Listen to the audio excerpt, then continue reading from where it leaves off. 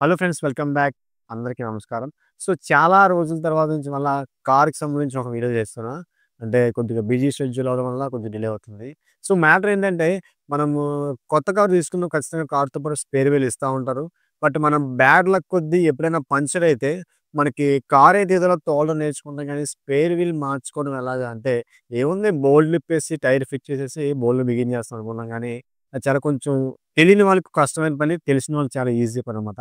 అంటే జాక్ ఎలా మౌంట్ చేయాలి? ఎక్కడ మౌంట్ చేస్తే కరెక్ట్‌గా ఎటువంటి రిస్క్ లేకుండా ఉంటుందని మొత్తం కూడా మీకు సింపుల్‌గా ఈ వీడియోలో చెప్తా.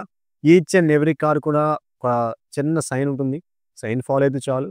అసలేంటి మొత్తం అంతా కూడా ఈ వీడియోలో చెప్తా. మీరు చూస్తున్నారు క్రియేటివ్ వర్కర్స్ యూట్యూబ్ ఛానల్. నేను దీక్షిత్. మన ఛానల్ గనుక ఇప్పటికి మీరు సబ్స్క్రైబ్ చేసుకోకపోతే కిందనున్న సబ్స్క్రైబ్ బటన్ క్లిక్ చేసి పక్కన బెల్ ఐకాన్ అయితే ఆల్ క్లిక్ చేసేయండి. అట్లనే వీడియో నచ్చితే అసలు లైక్ చేయండి, షేర్ చేయండి. అండ్ నా ప్రీవియస్ వీడియోస్ చూడకపోతే పైన కార్డ్స్ మీద చెక్ చేయండి. లేట్ చేయకుండా ఈ వీడియోలోకైతే మనం స్టెప్ ఇన్ అయిపోదాం ఫ్రెండ్స్. సో ఫ్రెండ్స్, ఇదైతే హోండా కంపెనీ కార్ అనమాట. సో ఫస్ట్ ఆఫ్ ఆల్ మనం టైర్ అనేది ఓపెన్ చేసే ముందు హ్యాండ్ బ్రేక్ వేసి గేర్‌లో పెట్టుకోవడం బెటర్. ఆ తర్వాత వీల్‌కి ఎన్నైతే బోల్ట్స్ అయితే బోల్ట్స్, నట్స్ అయితే నట్స్ అనేది లూజ్ చేసుకున్న తర్వాత మీకిక్కడ చూసారు కదా! చిన్న ఒక ఐరన్ క్లాంప్ లాగా ఉంది, కనిపిస్తుంది చూసారు కదా! ఆ ఐరన్ క్లాంప్ ఉన్న దగ్గర మాత్రం మనం జాక్ ప్లేస్ చేయాలి. ఒక్కొక్క కార్‌కి ఒక్కొక్క రకమైన మాన్యువల్ అయితే ఉంటుంది. సో, ఈ రకంగా జాక్ అయితే ప్లేస్ చేసుకొని మనం ఆ జాక్ అయితే రైట్ సైడ్ తిప్పితే క్లాక్ వైస్ తిప్పితే టైట్ అవుతుంది. యాంటీ క్లాక్ వైస్ తిప్పితే లూజ్ అవుతుంది. ఇన్‌కేస్ జాక్ గనుక మారితే జాక్ మీద మాన్యువల్ ఇన్‌స్ట్రక్షన్స్ కూడా చదవండి ఒకసారి మీరు కూడా. సో, ఫుల్ టైట్ చేసుకున్న తర్వాత ఆటోమేటిక్‌గా లిఫ్ట్ అవుతుంది. సో, వీల్‌ని బయటికి తీసేస్తాం. తీసేసుకొని టైర్ అది మార్చుకొని సో, యాజ్ ఇట్ ఈస్‌గా మళ్ళా టైర్ ఏదైతే ఒక 5 బోల్ట్స్ ఉంటాయి, 5 నట్స్ ఉంటాయి, 4 ఉంటాయి, 5 ఉంటాయి.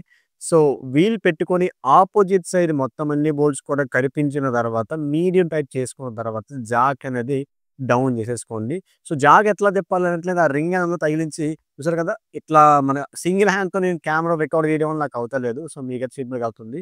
సో, ఇలాగైతే మొత్తం వీల్ ఫిట్ చేసుకోండి. సో, ఫస్ట్ మీకేంటంటే ఒక బోల్ట్ అనేది ఫిట్ చేయండి.